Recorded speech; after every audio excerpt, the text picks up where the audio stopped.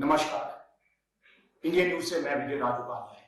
आज हम बात करेंगे हमारे सदर चुनाव क्षेत्र के विधायक हमारे त्रिलोक जम्वाल जी, जो कि पूर्व में मुख्यमंत्री के विशेष सलाहकार रहे हैं।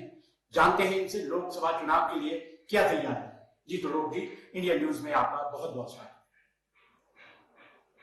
देखिए, 2024 का ये जो लोकसभा का चुनाव है उसके लिए भारतीय जनता पार्टी पूरे तरीके से तैयार है। जिस संसदीय क्षेत्र से मैं संबंध रखता हूं उस संसदीय क्षेत्र से भारतीय जनता पार्टी ने अपने लोकप्रिय प्रत्याशी भाई अनुराग ठाकुर जी को, जो यूनियन गवर्नमेंट में कैबिनेट मंत्री हैं, अपना 5वीं बार प्रत्याशी बनाया। वो लगातार 4 बार इस संसदीय क्षेत्र इस सीट को लगातार जीत। और इतना ही नहीं है, इस संसदीय क्षेत्र को भारतीय जनता पार्टी ने लगातार पिछले 8 इलेक्शंस में भारतीय जनता पार्टी जीती। कहने का अभिप्राय है कि ये जो सीट है ये भारतीय जनता पार्टी का गढ़ है।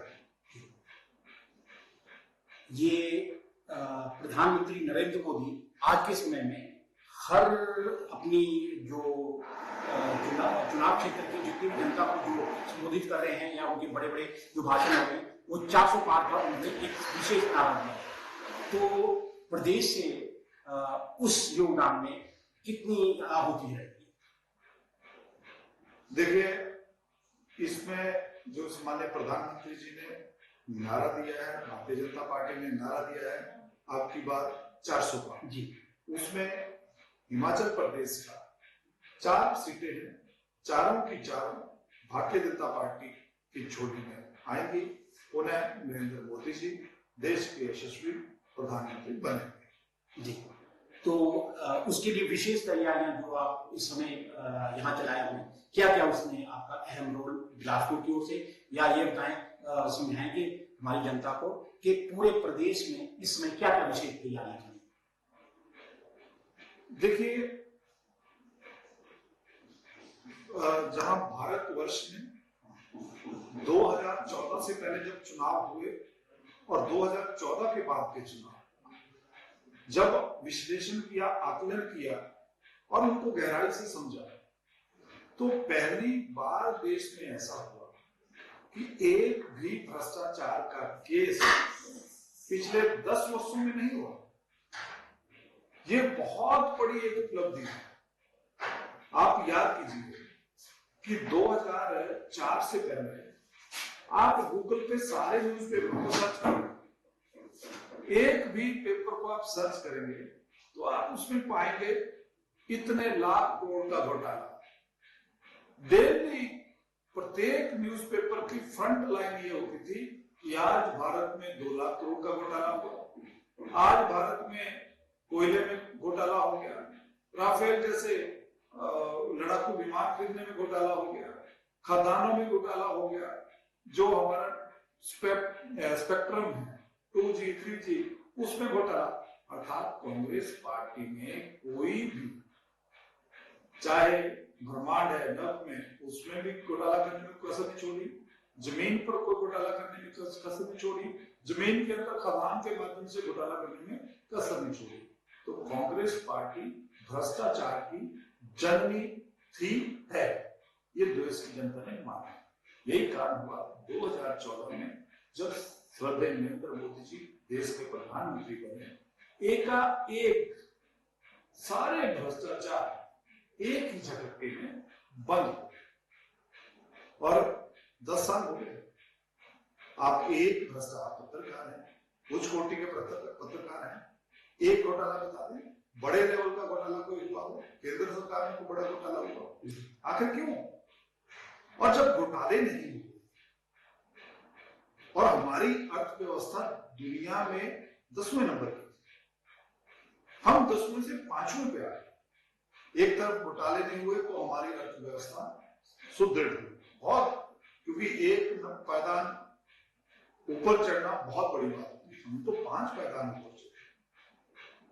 जब 5 पायदान ऊपर चढ़े तो जल जीवन मिशन के तहत प्रत्येक घर को नल का, स्वच्छ भारत मिशन के तहत अब मेरी मातृशक्ति के लिए इज्जत घर शौचालय 11-12 करोड़ शौचालय बनाने का काम भी नरेंद्र मोदी जी ने।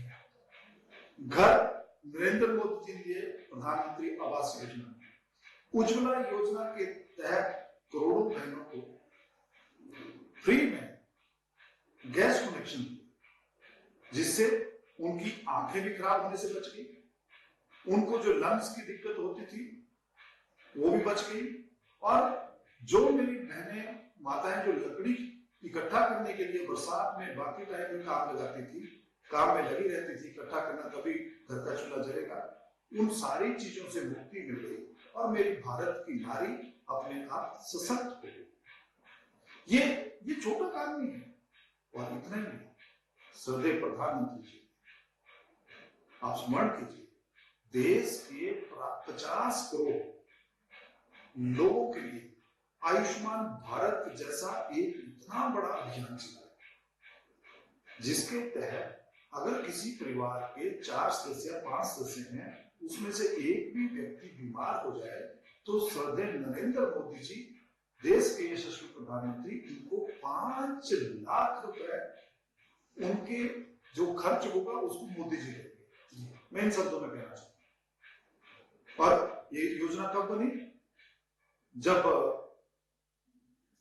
भारतवर्ष में यूनियन हेल्थ मिनिस्टर के पद पर केंद्रीय मंत्री श्री जगत प्रकाश नड्डा जी, जो भारतीय जनता पार्टी के सम्माननीय राष्ट्रीय अध्यक्ष अभी, वो जो यूनियन हेल्थ मिनिस्टर, तो इतनी बड़ी योजना जो विश्व की सबसे बड़ी योजना है, पहली बार किसी ने सोचा कि गरीब जो आदमी है उसके स्वास्थ्य का, उसके परिवार का कोई बीमार हो जाएगा तो उसकी चिंता कौन करेगा। और इतना ही, इस योजना से 50 करोड़ देश की लगभग 40-42% पॉपुलेशन कवर हुई। और इतना ही, जब ये हुआ तो श्रद्धेय नरेंद्र मोदी जी ने, जो देश के हमारे किसान हैं, जिनकी फसलें बर्बाद हो जाती, चाहे सूखा पड़े या आंधी आए, उनके लिए कुछ भी नहीं है तो उनको प्रति वर्ष 6,000 रुपए देंगे। इतना बड़ा निर्णय, और कहा ही नहीं, दिया, और दिया ही नहीं, 5 सालों से लगातार कर रहे हैं। अब आप देखिए कि कोविड के बाद, कोविड में पूरी अर्थव्यवस्था रुकी, एक वही प्रोग्रेस कोविड में नहीं, इतनी बड़ी महामारी पूरे देश भर में आई।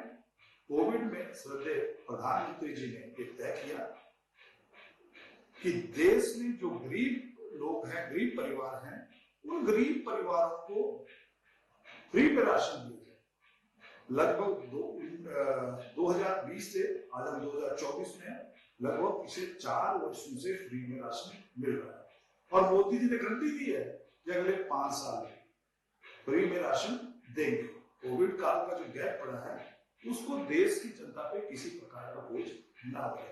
80 करोड़ लोगों को उसका बेनिफिट। अब आप स्मरण कीजिए कि जब व्यक्तिगत ऐसी अनेकों अनेक योजनाएं जिनका लाभ प्रदेश की आम जनमानस को मिला। जब हम आम जनमानस की बात कर रहे हैं, ये इंडिविजुअल बेनिफिट्स की बात कर रहे हैं, तो इंफ्रास्ट्रक्चर के क्षेत्र में भी भारत बहुत आगे बढ़ गया। अब 2014 से पहले का भारत और 2014 के बाद का, आप अपने आप आकलन कीजिए। मैं भारत की बात नहीं करूंगा, 2014 से पहले का हिमाचल और 2014 के बाद का हिमाचल, अगर आप उसको भी छोड़ो तो मैं बिलासपुर सदर से विधायक हूं, तो 2014 से पहले का बिलासपुर और 2014 के बाद का बिलासपुर। जब मैं बड़े छोटे शब्दों में जब 2014 के बाद का बिलासपुर कह रहा हूं, क्या कारण है कि 2014 के बाद all India institute of medical science जैसा इतना बड़ा इंस्टीट्यूशन हम बिलासपुर वासियों को मिला। याद कीजिए कि उत्तर प्रदेश की आबादी लगभग 24 करोड़ के आसपास है, उसमें भी एक एम्स। और बिलासपुर की आबादी लगभग 6-6.5 लाख है, उसमें भी एक एम्स। तो जो बेस्ट फैसिलिटी हमारे स्वास्थ्य से संबंधित है वो मेरे बिलासपुर, वो केवल स्वास्थ्य की दृष्टि से बेस्ट फैसिलिटी हम अपने पूरे प्रदेश के नागरिकों को तो दे रहे हैं। चंडीगढ़ के लोग भी यहाँ आ रहे हैं, पंजाब के लोग भी यहाँ आ रहे हैं, और इसके साथ साथ पूरे देश भर से अच्छे से अच्छा डॉक्टर बनने के लिए भी हमारे बच्चे, अगर किसी ने जाना होगा तो मेरे यहाँ से 10 किलोमीटर की दूरी में एम्स है, वहां अच्छे से अच्छा डॉक्टर जी। इतना नहीं, अगर हमारी बेटी ने अच्छी से अच्छी नर्स बनना होगा तो एम्स में जाना पड़ेगा, क्योंकि वो मेडिकल कॉलेज की है। और हमारे बच्चे ने अगर अच्छे से अच्छा इंजीनियर बनना होगा तो यह बदले की धार में हाइड्रोजन कॉलेज, ये 2014 से पहले क्यों हुआ? अब जब हम 2014 से पहले की बात कर रहे हैं तो अब आज की डेट में हमारी कनेक्टिविटी, मैंने कहा कि हमारे पास पंजाब से भी लोग आ रहे हैं यहाँ चेकअप के लिए, क्योंकि एम्स से आपको पंजाब की बाउंड्री को टच करना है तो 15 से 20 मिनट लगेगा, क्योंकि 4 लेन सर नरेंद्र मोदी जी ने, 4 लेन भारतीय जनता पार्टी के वरिष्ठ नेता सम्मान्य जगत प्रकाश नड्डा जी ने, केंद्रीय मंत्री भाई अनुराग ठाकुर जी ने, इन सब ने 4 लेन दिया नहीं बल्कि तैयार। ये कारण है कि हम 20 मिनट में पंजाब में, इसलिए लोग हमारे यहाँ अपना उपचार करने के लिए। कहने का अभिप्राय है कि पिछले इस छोटे से अंतराल में हमारी कनेक्टिविटी कितनी फास्ट है।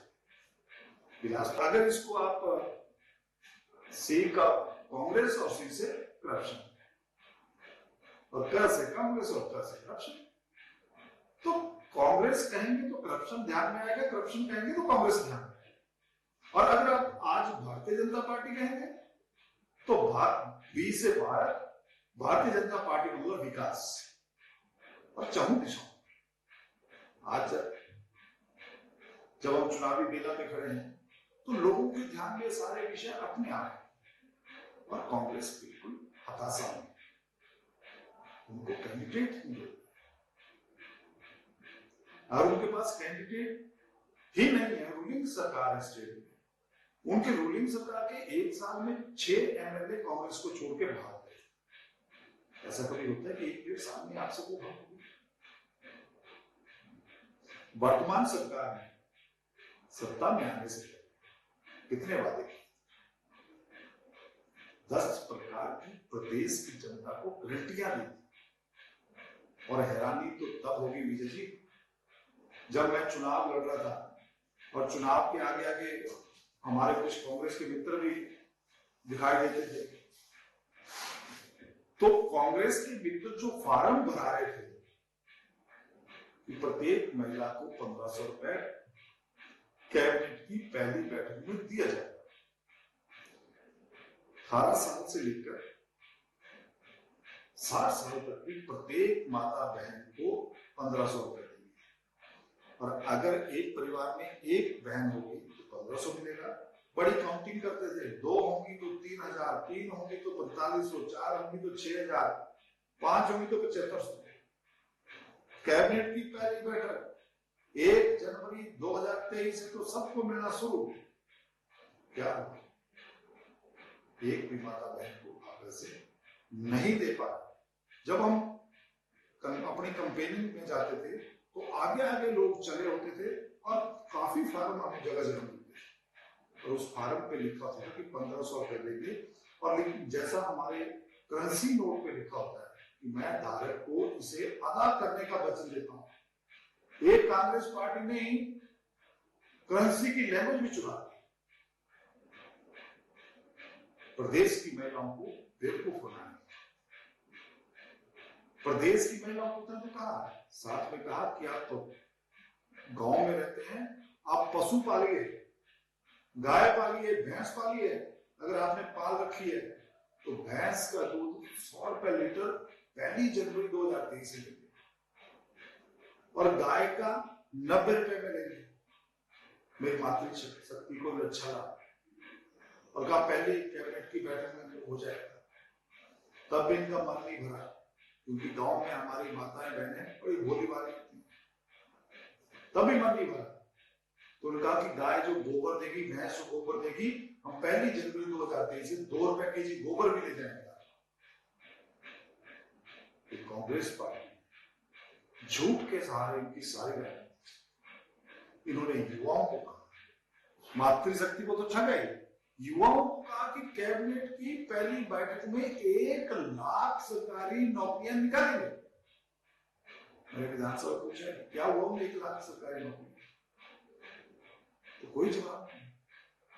युवाओं को प्रदेश में युवाओं के लिए कहा कि हम आपको 700 करोड़ का स्टार्टअप बना के देंगे, आपको लोन देंगे, आप आइए, आपको 1 जनवरी से लोन मिलना शुरू हो जाएगा। क्या हुआ स्टार्टअप? प्रदेश की जनता को कहा कि 300 यूनिट बिजली आपको फ्री देंगे, पहले बस हम बढ़े और बिजली फ्री। और बिजली के बिल आना भी शुरू हो। हमारी सरकार जब मुख्यमंत्री जी का सलाहकार था, हमने फ्री में 125 यूनिट कहा नहीं था, दी। हमने हिम केयर के माध्यम से जो आयुष्मान आयुष्मान भारत में जो कवर नहीं हुए, उनको 5 लाख का कोई परिवार छूटे ना, इसलिए हमने सबको 5 लाख रुपए का कवर दिया। पूरे आयुष्मान भारत के पूरे बेनिफिट उनको दिए। जहां उज्ज्वला योजना समाप्त हुई, जिन परिवारों को फ्री में हम गैस नहीं दे पाए, तो उनको हमने बिजली सुविधा योजना में किया। धुआं मुक्त हिमाचल प्रदेश पूरे भारतवर्ष में सबसे पहले। कोरोना काल आया, कोरोना काल में वैक्सीनेशन बनी, तो वैक्सीनेशन में 100% दोनों डोज लगाने का श्रेय हर किसी को जाता है, तो भारतीय जनता पार्टी की सरकार है। तो हमने कोई भी टारगेट टाइम से पहले अचीव किया। और इतना ही नहीं, हमारी सरकार थी, हम ओपन माइंड से, क्योंकि हम करप्शन में विश्वास रखने वाले हैं, हम काम पे विश्वास रखने वाले हैं, इसलिए हमने जनमंच चलाया। और जनमंच के माध्यम से मंत्री जाएगा, पब्लिक के बीच में बैठेगा, सारे अफसर साथ होंगे, कोई भी व्यक्ति माइक पर आकर अपनी समस्या कह सकता है, और सारे अधिकारी और मंत्री जी उसको सॉल्व करने के लिए। क्योंकि डेमोक्रेसी में हम लोगों को अधिकार केवल और केवल पब्लिक देती है। जब पब्लिक हमें अधिकार देती है, तो हम उस पब्लिक के लिए अकाउंटेबिलिटी।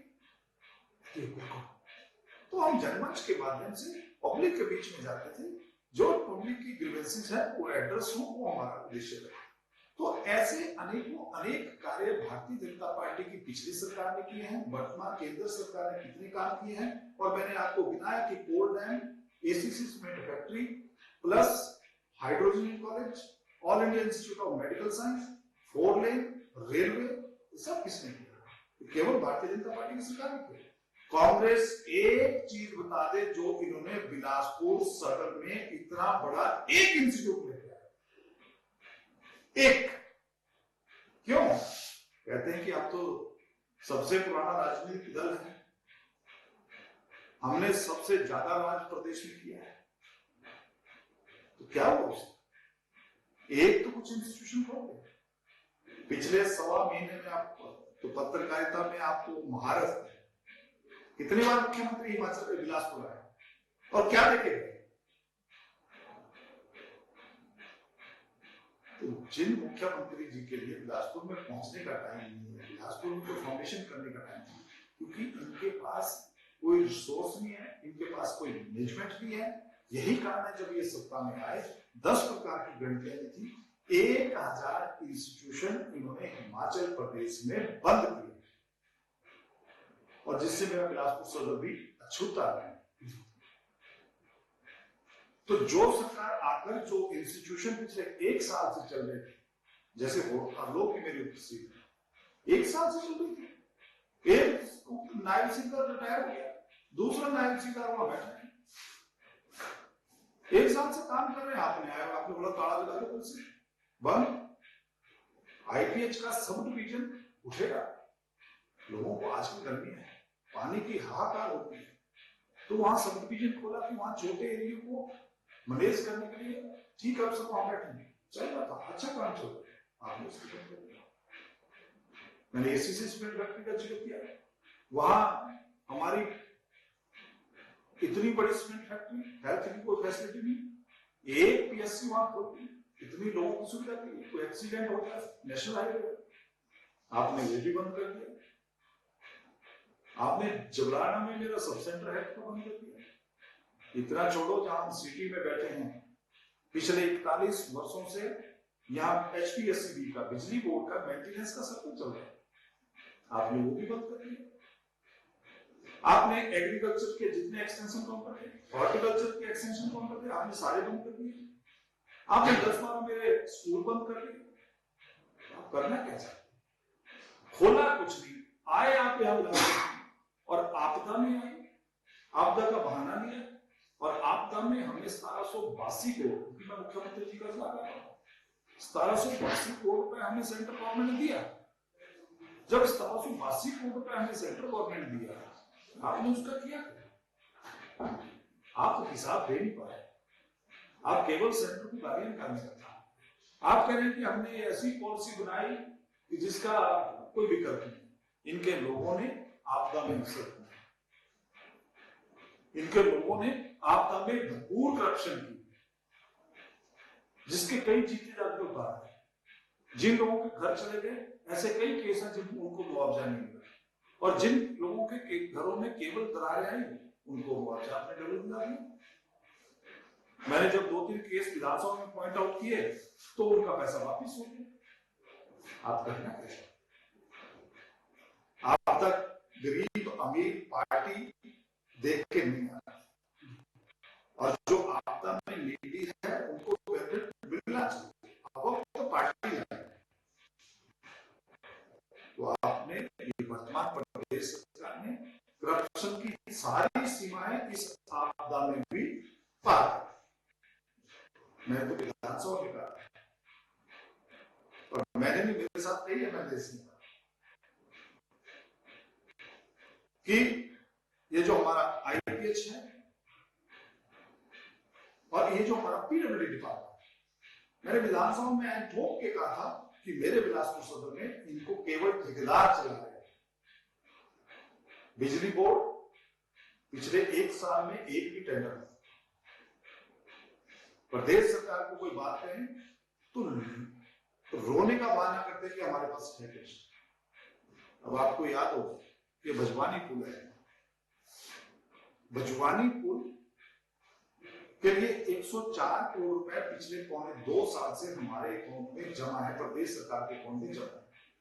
प्रदेश सरकार भजवानी पुल का 2.86 करोड़, मतलब 2.25 करोड़ के आसपास पैसा उनको लैंड एक्विजिशन का जमा कराना है, प्रदेश सरकार वो पैसा भी नहीं दे पा रही, और वो उसका टेंडर अभी 4 दिन पहले कैंसिल हुआ भजवानी पुल।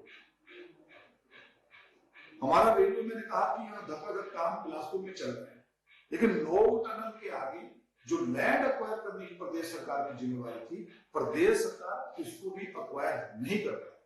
प्रदेश सरकार ने रेलवे के लिए और बिलासपुर की इस रेलवे लाइन के लिए एक भी पैसा पिछले 1.5 साल में नहीं दिया। लगभग 1.5 साल हो गया, एक भी पैसा नहीं दिया। तो ये जो कांग्रेस की सरकार, इसलिए इस सरकार को कौन वोट देगा?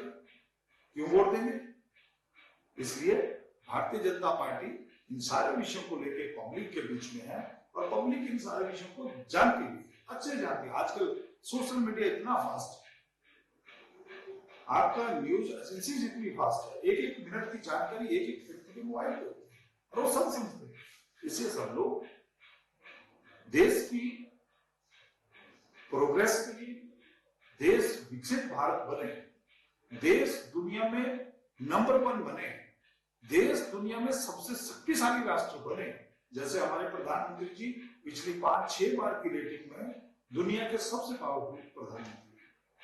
तो हमारा देश, आप कल्पना कीजिए कि 10 साल में हम यहां तक पहुंचे, तो अगले 5 साल कैसे होंगे? और उससे जब 2047 में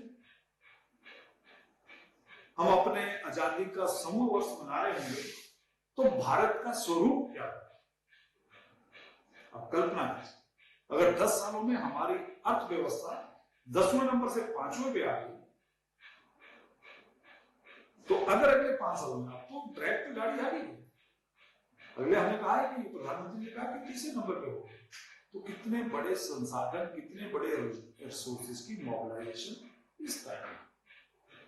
तो हमारा देश जो इंपोर्ट करने वाला देश था, अब एक्सपोर्ट करने वाला देश कई फील्ड में, चाहे वो रक्षा डिपार्टमेंट है, चाहे अन्य डिपार्टमेंट है, मोबाइल मैन्युफैक्चरिंग है, अब हम एक्सपोर्ट कर रहे हैं। हेल्थ के जो उपकरण बनते हैं उनको हम अब एक्सपोर्ट कर रहे हैं। कोविड से पहले तक हम इंपोर्ट करते हैं। तो ऐसा देश, और वो देश जिसने धारा 370 जैसा जो कांग्रेस ने एक बीज बोया था 35A का, देश को विभाजित करने का एक बीज जो कांग्रेस ने बोया था, उसको श्रद्धेय प्रधानमंत्री जी ने चुटकियों में उसका सोल्यूशन कर दिया। और अगर आप स्मरण करेंगे तो हमारे पिछले 500 वर्षों से जो हम राम मंदिर की मांग कर रहे हैं, राम मंदिर के लिए हमारे पूर्वज संघर्ष कर रहे हैं, हमारे बुजुर्ग संघर्ष कर रहे हैं, क्या हुआ? 500 साल लग गए। लेकिन क्या 2014 का इंतजार करना पड़ेगा? क्या 2019 का इंतजार करना? और इतना बड़ा हमारा आस्था का केंद्र, हमारे लोगों की आस्थाओं का केंद्र, उसमें भव्य राम मंदिर बन गया। ट्रिपल तलाक जैसी समस्या जो हमारे मुस्लिम भाई हैं, उनमें ट्रिपल तलाक जैसी कुरीति इस मार्ग में थी, उसको कानून के दायरे में लाना, क्योंकि भारतीय जनता पार्टी ने और हमारी सरकारों ने कभी भी वोट बैंक की राजनीति नहीं की। जब वोट बैंक की राजनीति में बात कर रहा हूं तो उन्होंने जो समाज में इतनी बड़ी ये कुरीति, ये ट्रिपल तलाक की थी, कोई भी आएगा वो अपनी वाइफ को तलाक कहेगा तो उसकी वाइफ को तलाक हो जाएगा, तो वो लेडी भी, वो बहन, किसी की बहन होगी, किसी की मासी की बेटी होगी, किसी की बेटी होगी, ऐसी कुरीतियों को भी पिछले 10 सालों में इस देश से हटाया। इसलिए देश की जनता ने ये मन बना कि ये वो प्रधानमंत्री हैं जो धारा 370 हटने के बाद जम्मू कश्मीर में भी तिरंगा लहरा रहे हैं, पूरे देश भर में तिरंगा लहरा रहे हैं, और देश ही देश नहीं, अब तो चंदा मामा पे भी, साउथ पोल पे हमने मतलब हिमाचल नहीं, पूरे देश का झंडा, जो तिरंगा झंडा है, उसको वहां लहराया। तो इसलिए देश की जनता ने नरेंद्र मोदी जी को तीसरी बार प्रधानमंत्री बनाने का धन्यवाद। ये थे हमारे साथ लोक जम्बाल जी, जिन्होंने दावा किया है कि वो प्रदेश की 4 सीटें प्रधानमंत्री नरेंद्र मोदी जी की झोली में डालेंगे। जी, विजय राज उपाध्याय, इंडिया न्यूज।